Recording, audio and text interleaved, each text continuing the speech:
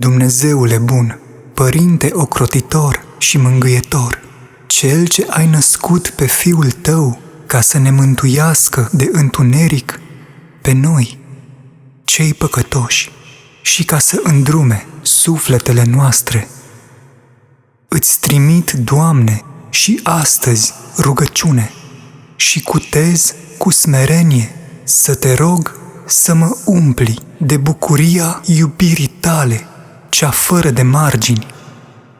Fii-mi Tu mie apărător și în această zi și nu lăsa să se apropie de mine nici vrajba cea neliniștitoare, nici trufia cea slabă și nici mândria cea deșartă, căci eu pe Tine te slujesc, te laud și te slăvesc astăzi și pururea și în vecii vecilor. Amin. Doamne, Dumnezeul meu cel bun, Sfinte Duh, dă-mi putere de a înțelege și accepta toate cele pe care nu le pot schimba și mai dă-mi curaj de a le schimba pe cele pe care le pot schimba și înțelepciune pentru a putea face diferența dintre ele.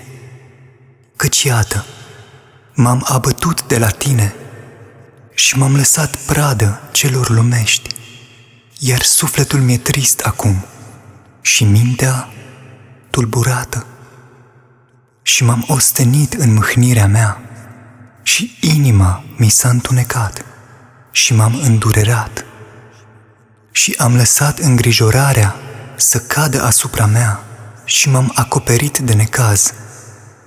Și acum suspin la gândul că nu mai pot găsi calea spre bucurie. Dar Tu, Mângâietorule, atotputernice Doamne, spulberă Tu toată întinăciunea ce mă apasă și alungă-mi tristețea și mâhnirea într-o sfânt numele Tău. Redă-mi acum zâmbetul curat și cugetul limpede și miluiește-mă ca să-ți pot cânta slava cu recunoștință și cu suflet mântuit să pot striga: Binecuvântat este Domnul Dumnezeul meu, căci ieri necăjeam și suspinam, iar astăzi fericesc și mulțumesc Lui pentru toate. Alungă-mi neputința ce mă ține în loc și învrednicește-mă ca prin obiceiuri bune și fapte plăcute Ție să înving vrăjmașul cel nevăzut ce îmi tulbură spiritul. Fie că a fost trimis el de o persoană, cunoscută sau necunoscută, sau m-a ademenit la nevoie, sau și-a făcut loc când boala m-a răpus, sau oricum ar fi apărut. Spulberă-i Tu, Doamne, căile și fii-mi Tu mie ajutător și ocrotitor în toate zilele și nu lăsa, Doamne, ca din cauza tristeții și a mâhnirii mele să ajung pe mâna doctorilor sau să primesc felurite tratamente, ci vindecă-mă Tu și binecuvântează-mă ca să mă pot bucura cu gând curat și încrezător de toate cele bune ce au să fie, căci doar Tu ești Dumnezeul meu și în Tine nădăjduiesc să mă salvezi. Fecioară stăpână, născătoare de Dumnezeu, cea cu dar dăruită Maică a lui Dumnezeu, prea dăruită de Domnul și prea iubită, pleacă urechea Ta și auzi graiurile mele, care din buzele mele se trimit către Tine, căci iată, din suflet zdrobit și din gândire smerită, la milosrdia Ta am alergat. Deci nu mă trece cu vederea pe mine, cel apăsat de păcate multe. nici nu mă lăsa să pierd în sfârșitul meu. Vindecă-mi îngreunatul meu suflet, care rău s-a zdrobit cu patimile mele cele rele și viclene, pe care vrăjmașul cel rău, prin păcatele cele iubitoare de dezmierdări zdrobindu-l, la pământ l-a călcat. Și pentru aceea, de toată rușinea sunt plin și nu îndrăznesc, nici nu cutez să cer iertare pentru păcatele mele și vindecare rănilor mele celor nevindecate de la iubitorul de oameni, Dumnezeul meu, nu mă cutez să cer, căci am întinat biserica trupului și cu poftele cele necuvincioase am pângărit-o cumplit și toate simțirile, cu faptele cele fără de lege, le-am netrebnicit și nu am drăzneală să ridic spre cer mâinile mele, pe care într-o rele lucrări le-am întinat, și să-mi deschid spre rugăciune buzele mele, pe care cu ocăririle și cu clevetirile cele asupra aproapelui meu le-am pângărit. Pentru aceasta, prea curată stăpână, la negrăite îndurările tale mă arunc eu acum, căci nu am altă nădejde sau altă scăpare. Fără numai pe tine singură, bucuria sufletului meu, dezlegarea întristării, izbăvirea robiei, îndumnezeirea muritorilor, curățitoarea și scăparea noastră, ridicarea celor căzuți, ziditoarea din nou a sufletului și a trupului meu, izbăvirea de păcatele mele, picătura de la Dumnezeu izvorătoare, inimii mele cele uscate, făcălie prea strălucitoare a sufletului meu cel întunecat, îmbrăcăminte a goliciunii mele, odihnă și încetare a suspinelor mele, prefacere a primejdilor mele, căci întru tine nădăjduiesc, întru tine mă laud, să nu îndepărtezi de la noi ocrotirea ta, ci ajută-ne și ne acoperă întotdeauna. Doamne Sfinte, Cel ce te-ai arătat nouă și Cel ce binecuvântezi pe cei ce se roagă ție, pleacă, prea bunule, urechea la ruga mea, căci din somn trezindu-mă, cad către tine și cu glasul îți caut îndrumare și mângâiere.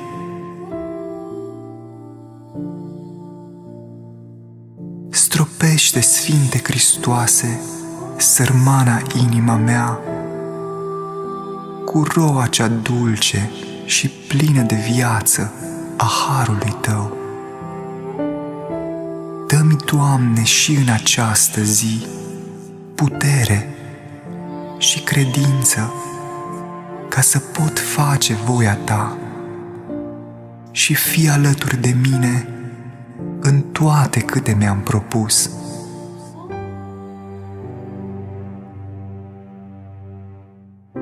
Eliberează-mă de toată îndoiala și neîndrăzneala și luminează-mi inima și gândul ca să mă pot bucura de darul vieții și ca să-ți pot cânta cu recunoștință slava. Stropește, Sfinte Hristoase, sărmana inima mea, cu roa cea dulce și plină de viață a harului Tău. Dă-mi astăzi cuget bun, smerenie și aducere aminte, curățenie sufletească și ascultare. Dă-mi sănătate și răbdare, voință neclintită și blândețe, și ferește-mă de ispite, de oameni vicleni, de focul patimilor trupești și de slăbiciunile sufletului. și fii Tu mie astăzi apărător în fața tuturor primejdilor ce mă pândesc. Stropește, Sfinte Hristoase, sărmana inima mea cu roa cea dulce și plină de viață a harului Tău. Și nu mă lipsi astăzi, Doamne, de bogăția arătată de Tine celor ce Te slăvesc, ci cu iubirea Ta înconjoară-mă și ajută-mă să răzbat tuturor greutăților într-un sfânt numele Tău și izbăvește-mă de toată neștiința și uitarea,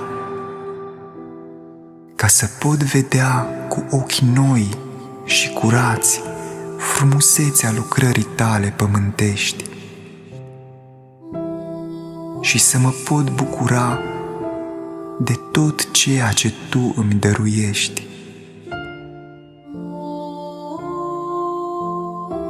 În numele Tatălui și al Fiului și al Sfântului Duh, acum și pururea și în vecii vecilor.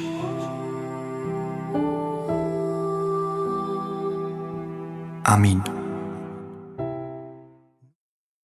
Sfinte și atotputernice, Doamne, Cel ce cu nespusă blândețe ai iubit pe cei ce Te-au rănit și Te-au batjocorit și pe cei ce cu necredință Te-au primit și încă și pe cei ce moarte Ți-au dorit, Cel ce ai poruncit să iubim pe vrăjmașii noștri și să-i îndemnăm spre credință și pe cei ce ne hulesc și ne îndeamnă la rău, și să ne rugăm pentru ei și să-i iertăm, tot așa cum Tu ne ierți pe noi, cei cu păcate multe. Dă-ne, Doamne, putere din puterea Ta și grabnică și statornică înțelegere și răbdare, ca și atunci când sunt mâhnite sufletele noastre de amărăciunea faptelor celui necurat, să nu cădem în patima mâniei sau să slăbească credința noastră în Tine, ci ocrotește-ne, pururea, și apropie-te de noi și ajută-ne ca să putem trăi în spiritul împăcării și al blândeții creștinești. Dă-ne să iertăm din inimă toate vătămările ce ne-au fost trimise, iar voința răutăcioasă să o învingem cu smerenie creștinească și cu iubire și cu răbdare și cu încredere în atot biruitoarea voia Ta. Tu apropie-te de noi și unește-ne în sfânta mântuirea Ta și îndură-te de noi, Tu, Cel ce umilești și apoi înalți, Cel ce îndrepți și tămăduiești sufletele celor cu credință și fără de credință, și Cel ce ești zid neînvins în fața tuturor dușmanilor, văzuți și nevăzuți.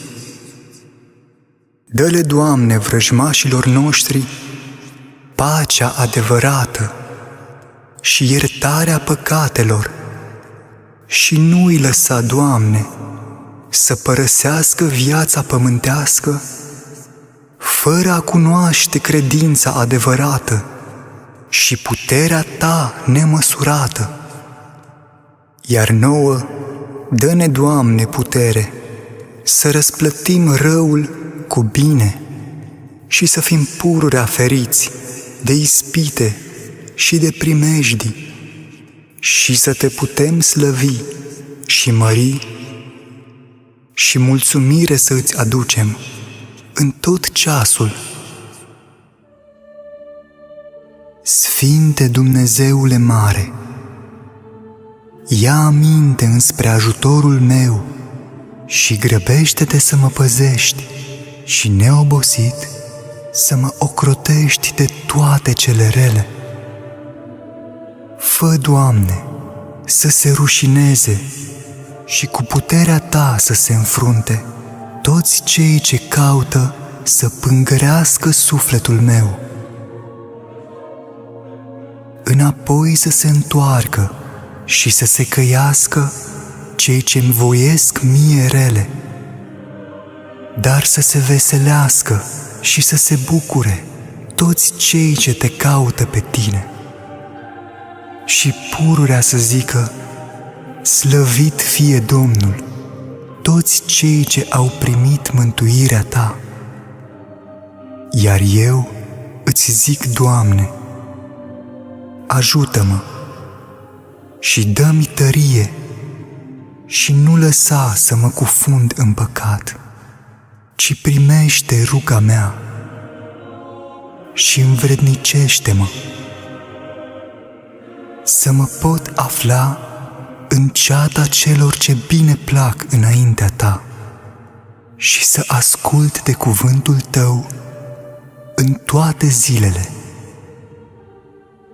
Fă ca sfânta Ta putere să risipească toți vrăjmașii Tăi și să fugă de la fața Ta toți cei ce urăsc credința.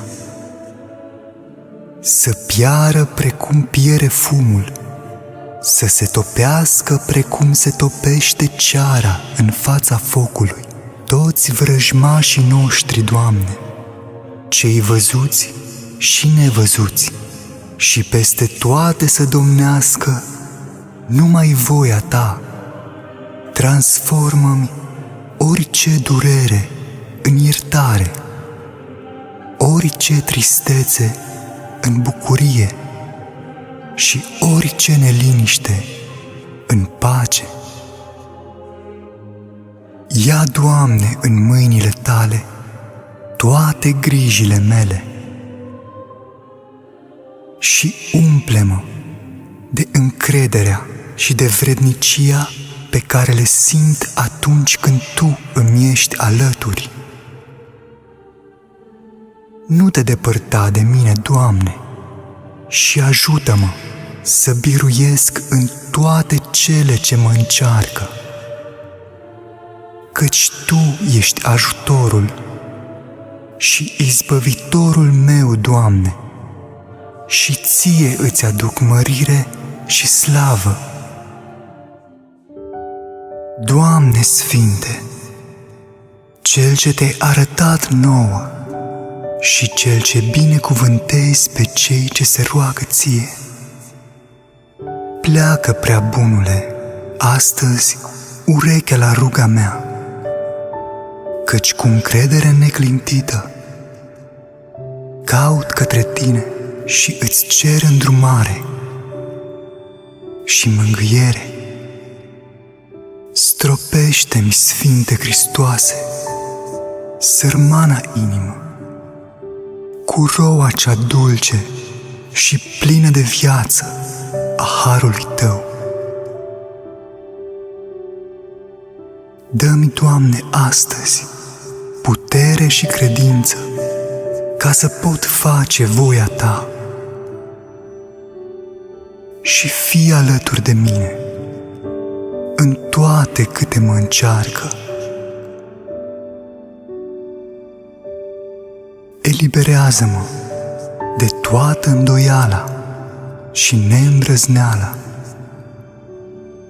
și luminează-mi mintea și gândul ca să mă pot bucura de darul vieții și de această zi în care m-ai învrednicit să ajung. Stropește-mi, Sfinte Hristoase, sărmana inimă, cu roa cea dulce și plină de viață a harului Tău. Dă-mi cuget bun, cuvință și aducere aminte, curățenie sufletească și ascultare. Dă-mi dă-mi înțelegere și răbdare, voință biruitoare, dar și blândețe. Ferește-mă de ispite, de oameni vicleni, de focul patimilor trupești și de slăbiciunile sufletului, în fața tuturor primejdilor ce mă pândesc. Stropește-mi, Sfinte Hristoase, sărmana inimă, cu roa cea dulce și plină de viață a harului Tău.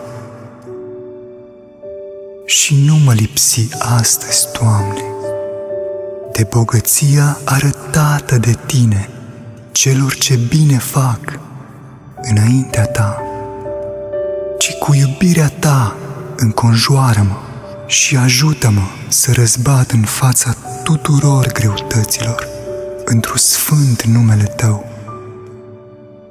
Și izbăvește-mă de toată neștiința și uitarea, ca să pot vedea cu ochi noi și curați frumusețea lucrării Tale pământești și să mă pot bucura de tot ceea ce Tu îmi dăruiești, în numele Tatălui și al Fiului și al Sfântului Duh. Amin. Nu uita să împarți această rugăciune și cu alte persoane din viața ta. Și dacă nu ai făcut-o până acum, abonează-te la canal pentru și mai multe rugăciuni creștine. Dumnezeu fie cu tine!